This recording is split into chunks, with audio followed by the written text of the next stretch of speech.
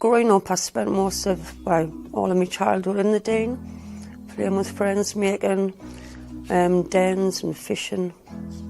Spent a lot of time in the castle grounds playing as well.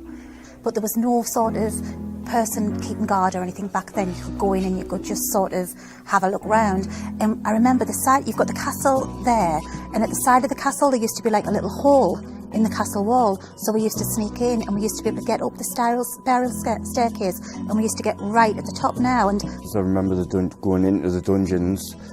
About 5 of us actually went downstairs into the dungeon, which was quite scary. There was tunnels going off to the right and going off to the left. We lived in the Dean, went home for a spot of lunch, back out, home for tea and then back out again. So that's where we all met up. The Dean, I remember snowball fights at the Dean when I was coming home from school, and I remember just visiting it with the church, some girl guides, and always there somewhere to visit. I went with my friend John, and he's my best bud now. Me and John went looking for insects, like ladybugs, crickets, and maybe even spider. We used to go to the chapel and the castle as well, just to like kick the football at the door. Well, that's what Jackson did. Yeah, that's true. I remember the time, Tim, obviously I was excluded at the time.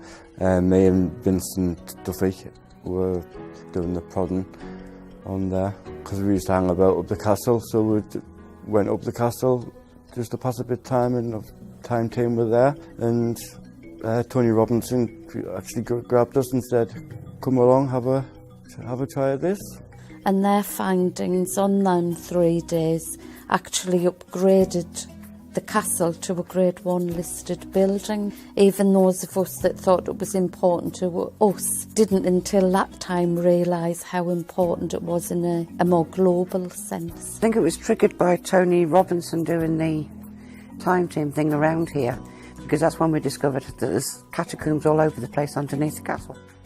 That apparently someone had tried to get permission to open the coffins, which are in a crypt in St Peter's, and they were turned down. But the archaeologists were told they could x-ray to find out what was in. And when they did x-ray, they came up against a brick wall because they're lead-lined coffins. A number of American descendants visit the castle.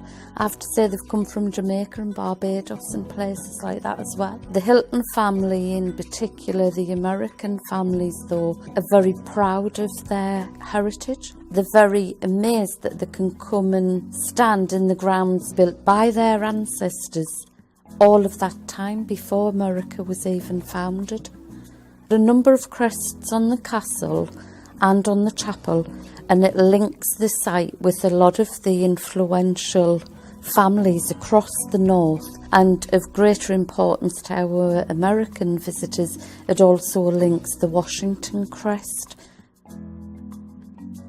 So George Washington, the first president, their crest is displayed on the castle.